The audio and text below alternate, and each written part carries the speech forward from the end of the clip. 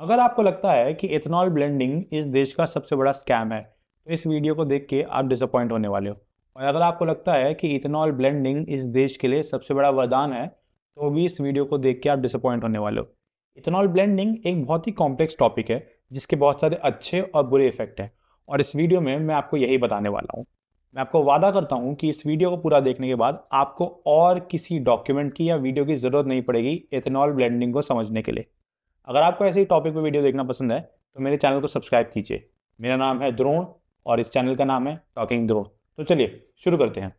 साल 2025 में भारत सरकार ने E20 एथेनॉल ब्लेंडिंग का पेट्रोल में टारगेट अचीव किया। ये टारगेट सेट किया गया था 2030 के लिए, जिसे 5 साल पहले अचीव कर लिया गया। काफ़ी अच्छी बात मानी गई और नीति आयोग ने इसकी बहुत तारीफ करी। बट तब से लोगों की शिकायतें आनी शुरू हो गई कि उनकी गाड़ियां खराब हो रही हैं, उनकी गाड़ियों में माइलेज कम हो गया है। और तो और ऐसा तक कहा गया कि हमारे road and transport minister Shri Nitin Gadkari को डायरेक्टली फायदा पहुंचा इस इम्प्लीमेंटेशन से। पर आखिर इन सब का सच क्या था? देखिए, इथेनॉल ब्लेंडिंग भारत में 2003 से करी जा रही है, पर 2014 तक इसको सिर्फ 1.5% तक मिलाया जाता था। 2014 से 2025 तक इसको बढ़ा के 20% कर दिया गया। और ऐसा करने की वजह थी भारत का ऑयल इंपोर्ट बिल। भारत हर साल 130 बिलियन डॉलर का ऑयल इंपोर्ट करता है, जिसमें मेजॉरिटी नुकसान होता है भारत के डॉलर रिजर्व का।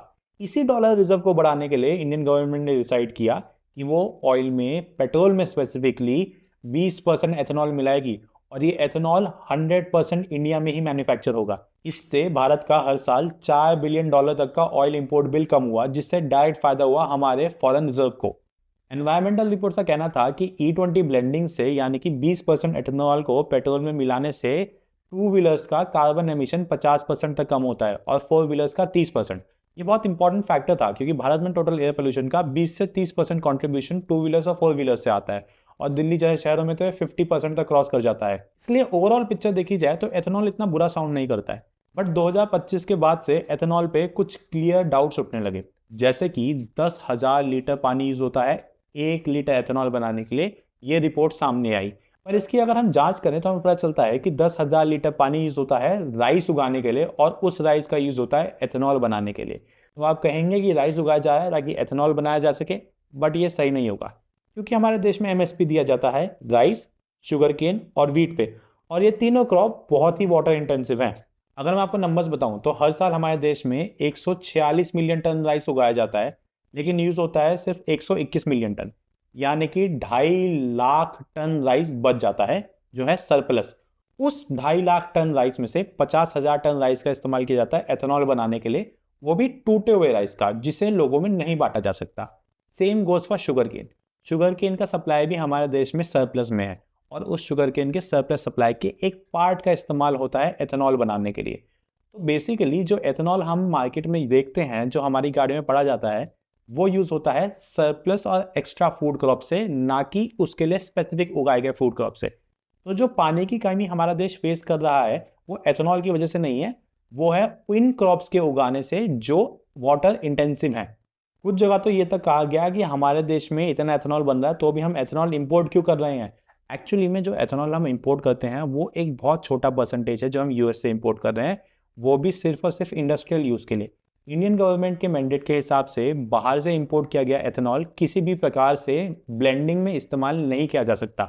यानी कि E20 में जो 20% एथेनॉल है वो इंडिया में ही मैन्युफैक्चर किया जा रहा है, इंडिया के ही क्रॉप से। अभी तक एथेनॉल के बारे में सब बढ़िया बढ़िया सुन के लग रहा हो कि लोग फालतू में ही हवा बना रहे हैं, पर ये पूरी कहानी नहीं है। कहानी तो अभी बाकी है मेरे दोस्त। देखिए, एथेनॉल ब्लेंडिंग से पेट्रोल का केमिकल कॉम्पोजिशन बदल जाता है, जिससे हमारी गाड़ियों का माइलेज कम होता है। कुछ लोग कहते हैं 5 से 6% और कुछ लोग कहते हैं उससे ज़्यादा। बट माइलेज ड्रॉप है, ये तो सरकार ने भी माना है। संसद में सरकार ने अग्री किया कि 5 से 6% का ड्रॉप दिखा गया है E20 पेट्रोल से। इतनी एथेनॉल ब्लेंडिंग के बाद भी हमने पेट्रोल प्राइसेस में कोई गिरावट नहीं देखी है। आपने सोचा है क्यों? क्योंकि ethanol blending is not cheap. 1 litre ethanol बनाने की कॉस्ट पड़ती है लगभग 55 से 60 रुपये प्रति लीटर, यानी कि लगभग पेट्रोल जितना ही। जिसको हम 20% मिला भी दे तो भी कुछ मेजर डिफरेंस नहीं आता है, क्योंकि उसमें कमीशन, ट्रांसपोर्टेशन कॉस्ट और न जाने कितनी कॉस्ट इंप्लाई हो जाती हैं। तो एक्चुअली में एथेनॉल ब्लेंडिंग का सिर्फ और सिर्फ एक रीज़न है, वो है ऑयल इंपोर्ट बिल को कम करना, आपके या मेरी जेब को सुविधा देना नहीं। जब सरकार ने 2025 में एथेनॉल ब्लेंडिंग का टारगेट पूरा किया तो उन्होंने अपनी पीठ जरूर थपथपाई, पर वो एक बात भूल गए। एथेनॉल ब्लेंडिंग का टारगेट उन्होंने 2030 तक के लिए सेट किया था, इसलिए इंडिया का ऑटोमोबाइल सेक्टर 2025 में E20 एथेनॉल के लिए रेडी ही नहीं था। बहुत सारी ऐसी गाड़ियां थी जो E20 के लिए रेडी ही नहीं थी, जिसमें E20 पेट्रोल डलवाना उन गाड़ियों को डैमेज करने के बराबर था। देखिए, होता यह है कि एथेनॉल हवा से मॉइस्चर खींचता है और जिससे वो आपके पेट्रोल टैंक में मॉइस्चर इकट्ठा कर सकता है। अब पेट्रोल टैंक यूजुअली बना होता है लोहे का, जो इजीली रस्ट कर जाता है और जिससे गाड़ियां खराब होने लगती हैं। इसके अलावा भी क्योंकि E20 पेट्रोल नॉन E20 गाड़ियों में अच्छे से कंबस्ट नहीं होता है, इसलिए वो इंजन को भी डैमेज करता है। पर सरकार तो उतावली थी E20 लाने के लिए, उन्होंने E10 E5 ऐसा कोई ऑप्शन ही नहीं दिया, क्योंकि सरकार को बचाते डॉलर्स ताकि इंडिया की फॉरेन रिजर्व मजबूत रहे। 2008 के बाद बनी गाड़ियां एक्चुअली में E10 कंपैटिबल हैं, E20 कंपैटिबल नहीं। इस वजह से उन गाड़ियों के रबर पार्ट्स, प्लास्टिक पार्ट्स और ऐसे कुछ पार्ट्स इस पेट्रोल को नहीं झेल पाते हैं। लेकिन इससे ये साबित नहीं होता है कि इससे आपकी गाड़ी बिल्कुल ख़राब हो जाएगी, क्योंकि E20 पेट्रोल जो मैं अपनी मोटरसाइकिल में भी इस्तेमाल करता हूँ, उसको अगर केयरफुली यूज़ किया जाए तो आपकी गाड़ी में कोई प्रॉब्लम नहीं आएगी। प्रॉब्लम तब आती है जब आपकी गाड़ी के पेट्रोल टैंक में ऑलरेडी कहीं ना कहीं लीक हो, जिससे मॉइस्चर उस तक पहुँच रहा हो। तब ये E20 पेट्रोल का 20% एथेनॉल उस मॉइस्चर को और खींच के आपकी गाड़ी में रस्ट ले आता है। और सबसे हॉट टॉपिक तो मैंने अब तक छेड़ा ही नहीं है, वो है नितिन गडकरी, उनके बेटे निखिल गडकरी और सारंग गडकरी। दरअसल नितिन गडकरी पे आरोप लगाया जा रहा है कि उन्होंने E20 पेट्रोल का यूज़ बढ़ाया ताकि उनको पर्सनल प्रॉफिट हो। उनके बेटे निखिल गडकरी और सारंग गडकरी की कंपनी है सियान एग्रो।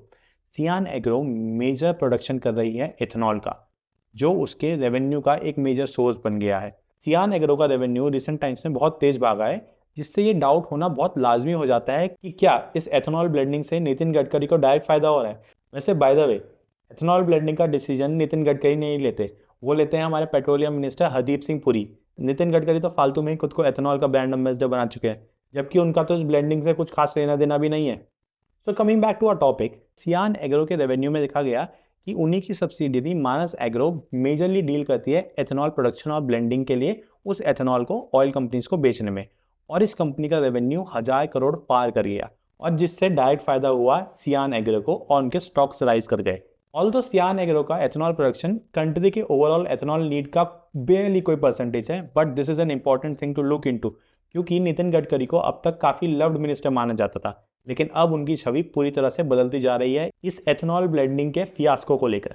अभी रिसेंटली दिल्ली में E85 पेट्रोल लॉन्च हुआ, और नितिन गडकरी ने तो कहा कि उन्होंने रिसेंटली E100 पेट्रोल की गाड़ियों को परमिशन दी है। मैं आपको एक बात बता दूं, E85 और E100 बिल्कुल अलग गाड़ियां होंगी, उनको आप या मैं अपनी गाड़ियों में नहीं डलवा सकते। और अगर इन पेट्रोल को हमने अपनी गाड़ियों में डलवाया तो हमारा ही नुकसान है। दिस इज़ लाइक सेइंग कि हम पेट्रोल गाड़ी में डीजल डलवा लें। It's a completely different fuel source, तो इसके लिए हमें इतना टेंशन लेने की ज़रूरत नहीं है। हमें टेंशन लेने की ज़रूरत है इस बात को सोच के कि आने वाले समय में E20 का फ्यूचर क्या है। E35 आएगा तो हमारी E20 गाड़ियों का क्या होगा, E50 आ गया तो हमारी E20 गाड़ियों का क्या होगा। दरअसल हमें सरकार से ये रीअश्योरेंस चाहिए कि वो अब E20 गाड़ियों को ऑब्सोलीट नहीं होने देंगी। इन दी एंड अगर देखा जाए तो एथेनॉल के फ़ायदे भी हैं, नुकसान भी हैं। अगर आप देखें तो एथेनॉल से एनवायरनमेंट को बहुत फ़ायदा है, हमारे ऑयल इंपोर्ट बिल को बहुत फ़ायदा है, हमारी फॉरेन रिजर्व को बहुत फ़ायदा है। इनफैक्ट जो हमारे यहाँ एक्स्ट्रा फूड क्रॉप्स हो रही हैं, उनको स्टोरेज करने से भी हमें बचाव मिल रहा है, क्योंकि हम उनका यूज़ कर पा रहे हैं, तो इससे टेक्निकली किसान को भी फ़ायदा है। बट इसका नुकसान भी है, क्योंकि हमें पॉलिसी में ट्रांसपेरेंसी नहीं मिल रही है। हमें समझ नहीं आ रहा है कि भाई E20 पेट्रोल लिमिट है या इसके आगे भी जाया जाएगा, या हमें ऑप्शन दिए जाएंगे कि हम E10 तक शिफ्ट कर सकें। हमें पता ही नहीं है कि ये पॉलिसी किस डायरेक्शन में जा रही है। And that is all we are asking the government कि भाई हमें थोड़ी ट्रांसपेरेंसी दो। We don't mind you bringing these things, but हमें पता तो चले। और अगर हमें E20 पेट्रोल यूज़ करना भी है तो मेक श्योर कि हम लोगों के पास अवेलेबिलिटी हो उसके मिक्सर्स की, मिक्सर्स जो कि E20 पेट्रोल को इजीली कंबस्टिबल बनाते हैं और बेटर बनाते हैं नॉन E20 कंप्लायंट व्हीकल्स के यूज़ के लिए। साथ ही हमारी डिमांड है कि भाई पेट्रोल को थोड़ा सस्ता किया जाए। इनफैक्ट अभी स्ट्रेट ऑफ हॉर्मुज में हो रही ब्लॉकेज की वजह से हमें पेट्रोल के प्राइस बहुत ज़्यादा देने पड़ रहे हैं, बट क्योंकि आज की तारीख में वो ब्लॉकेज खोल दी गई है, तो वी एक्सपेक्ट कि पेट्रोल के प्राइसेस गिरेंगे और पेट्रोल के प्राइसेस को रिफ्लेक्ट होने दिया जाए हमारी मार्केट और पॉकेट पे। यही रिक्वेस्ट है हमारी गवर्नमेंट से, ज़्यादा नहीं। अगर आपको ये वीडियो पसंद आया हो और आपको समझ में आया हो कि E20 is not as simple as good और bad, it is much more complex, तो मेरे चैनल को सब्सक्राइब कीजिए, इस वीडियो को लाइक करिए और कमेंट में बताइए आपका क्या कहना है E20 पेट्रोल के बारे में। तब तक के लिए जय हिंद, जय भारत।